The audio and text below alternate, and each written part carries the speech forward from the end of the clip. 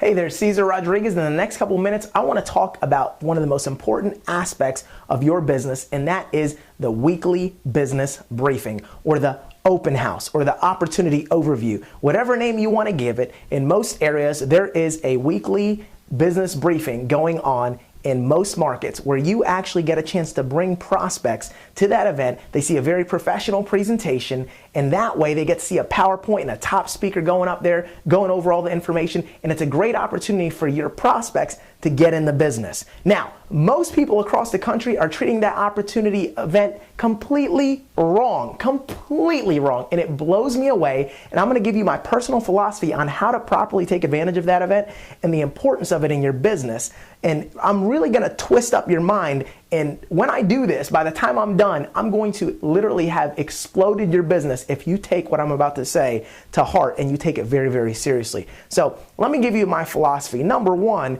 you need to be at your event every single week. No exceptions, don't miss. Listen, whether you have a prospect or not, you need to be there because you need to study that presenter. You need to study that presentation. You need to be around the environment, get the third-party stories, build the relationships, make the networking connections at the event with the other people.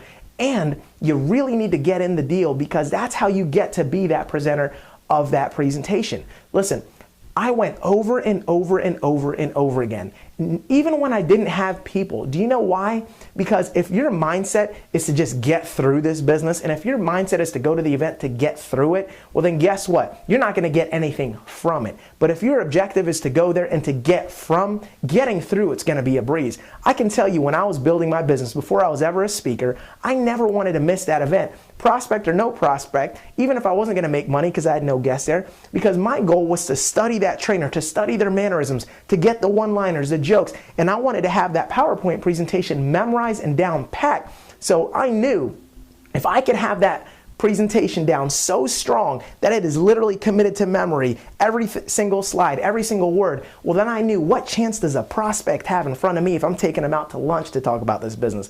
They don't have a chance if I'm so sharp and I'm so refined that I can do that presentation in my sleep out of my head live while eating, all right? So the deal is this. You want to go to study to be a leader. That's how you get in front of the room. And if you don't have any ambition to get in front of the room, hey, that's okay. Just get the knowledge to know that you could if you needed to. And I can promise you, when you get to that level of skill, nobody that you sit down in front of one-on-one is going to have a chance. And that's obviously the goal. All right. Now, let me talk to you about the philosophy about this meeting. So number one, we need to get your head straight. And we didn't, number one, make sure that you're there as often as humanly possible. All right. Bearing some type of death in the family, you need to treat this like a business and just go and keep track of how many events that you go to in a row. Keep a running tally. Know what your commitment is, because when you bring someone on board, it's easy to say, hey, listen, I've been to the past 52 meetings in a year and I've never missed. That's the type of commitment I'm looking for someone to come on board. So if we take you on board, do you have that type of commitment? I never miss. You have to be like the Rock of Gibraltar. Your commitment's got to be so strong, because if you waver once, if you miss one that you could have gone to, then your team gets to always say, well, you know, hey, you didn't go to one and you're doing okay, so why do I have to go? So you need to be like the Rock of Gibraltar. You need to be solid, and you need to make that the foundation of your business, number one. Number two, let me tell you about the money-making opportunity that is actually there for you. Most people treat this event completely wrong. The opportunity overview, that business briefing, is not the start of the week. It's the end of the week. That's the wrap-up. That's the sweep-up for your event. That's the sweep up for your week. I used to have, when I was building my business hardcore and I was just trying to establish myself, I used to have 4 to 5 guests there a week, and people would always wonder, because they would always sign up and they'd say, my God, Cesar, what are you doing? What are you saying? And here's what I did different. Most people use that event as their first exposure, because granted, if you've got one going on in your area, it is probably one of the best exposures to the business, because they meet other people, they hear testimonials, they see a very professional presentation. I mean, it just looks great. So here's where people mess up. They try and hit a home run on that meeting. So if your meeting, for example, is on a Tuesday night, you don't want to be talking about the Tuesday night meeting to a prospect on Wednesday when it's a week from now, because sometimes we sell that meeting because we get so excited. We go, man, I got to have 5 people here next week. So here's what you need to do. What you need to do is you need to pre-expose those people before that event as fast as possible and with as many days in front of that event. So for instance, the last thing, look, it makes me cringe when someone says to me like on a Thursday or on a Friday, hey Caesar, I got 5 people coming on Tuesday. They're excited about it. I'm depressed. I'm like, what do you have why do you have 5 people waiting a couple of days to go to an event? Because here's what's going to happen. You got 5 people that you talked to and you said, man, I got back from this event. It is awesome. I'm so excited. Oh my God. Wait till you see this. I met this guy. He's making like $1 million a month. You're all excited, right? So you're just hyping everything up. And then you make that event seem so great that they just feel like, man, I got to go to that thing. And then guess what happens? Tuesday rolls around, 4 out of the 5 crap out on you and some excuse comes up, something happens, and then guess what? You say, all right, well listen, you missed the event, and you got to call them up and they go, was there another one coming up? And guess what? Now you got to wait a whole nother week to bring them to the next one, then something else comes up, and they just go, well, obviously you guys do this every week. I'll go the next time that I have a free night, and you're done. So here's what you do. I never use or talk about that event as a first exposure ever. I say, listen, we're going to have an open house. It's an opportunity for associates and people that are with our company to meet and mingle around, meet some other people. They're even going to do an overview. It's going to be a great training opportunity, and it's going to be an opportunity for you to make money, because you know what? If we can go ahead and get you to see this, and Mr. Rodriguez or whatever expert you're working with agrees to go ahead and take you on board, that day, this next Tuesday, about a week from now, you'll be in a position to make several $100s that night if you're positioned and they do decide to take you on board before you come to this open house. So you need to use that event as a sense of urgency. So they're looking at their watch going, oh gosh, so this thing is on Tuesday and it's Wednesday now, so I've only got like, 5 to 6 days, to be able to take advantage of what's going to happen on that event. Oh man, well I need to go ahead and, take a look at whatever you got going on, because if that's a money-making opportunity, hey, I want to take advantage of it. You see the mindset? And the meeting is for the people. The only time I invite people to the meeting is, get this now. Now listen, your goal is to have prospects at that event, but that's not the best first exposure. That's the best cleanup.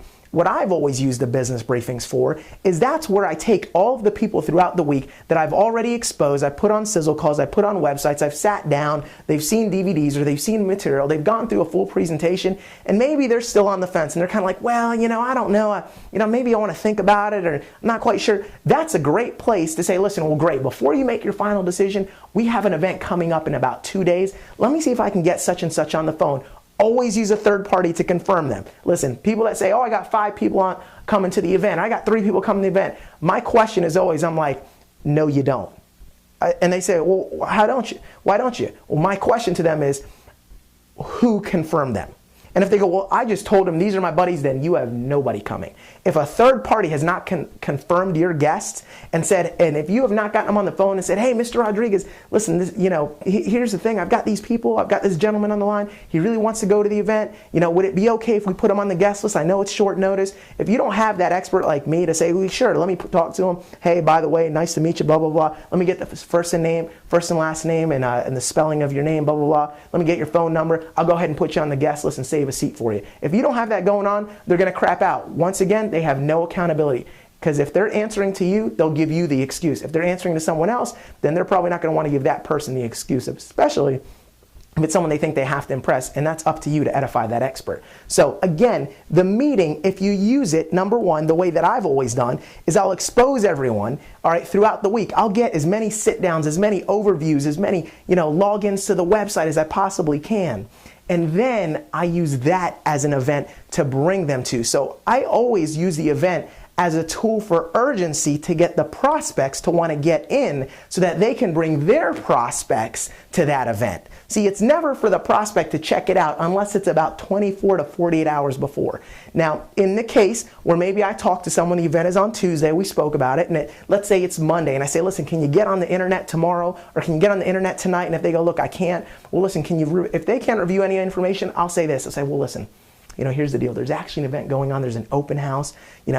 It's kind of short notice, but it's going on Tuesday night. Let me do this. If I could get you to come to this event, it would definitely give you the inside feel of kind of what we got going on. And let me see if I can make a phone call and I might be able to get you to that. Now look, if I could arrange that, do you see any reason why you couldn't go? At that point, that's when I'm going to make the invitation. And that's the only time I'll let that meeting be the first exposure. But I'll never, what I call brown bagging people and bringing them, you tell them, say, hey man, I got a great meeting for you to go to. Never call it a meeting, by the way. It's always an open house, all right, a business briefing, an overview, always, make sure you use that language right. But I'll never brown bag someone and say, well, I'm not going to tell you anything about it. You just got to show up. You got to be there. You learn everything. Because then that apprehension is too much. People that you just introduce like that and don't give any preliminary information, their mind is going to start playing tricks on them. They're going to tell one of their friends or coworkers, yeah, I'm going to some meeting tomorrow. And they're going to go, oh man, you're going to a meeting, dude. They're going to get you. That's probably Amway. That's probably, you're probably going to be out there selling some crazy juice. Yeah, man, I went to one of those. Hey man, hide your wallet. And they're going to cop out at the last minute. So if you want to prevent that, pre-expose them, give them some information, try to get them to a presentation beforehand. Let the meeting be the home run hit to just close it up. Let that be the end of your week, not the start of your week. And I can promise you, if you follow those philosophies and you invite people in the way that I talk to you, make sure you confirm your guests, that event is going to be a moneymaker for you if you commit to going and you commit to making sure that your team goes. Again, it said a long time ago, it was written in the Bible when they were building the Christian religion, they said, never neglect the assembly of the people. The meeting is the assembly of the people in your business. So never neglect it. Invite properly. Use these fundamentals. And again, we'll see you over the top.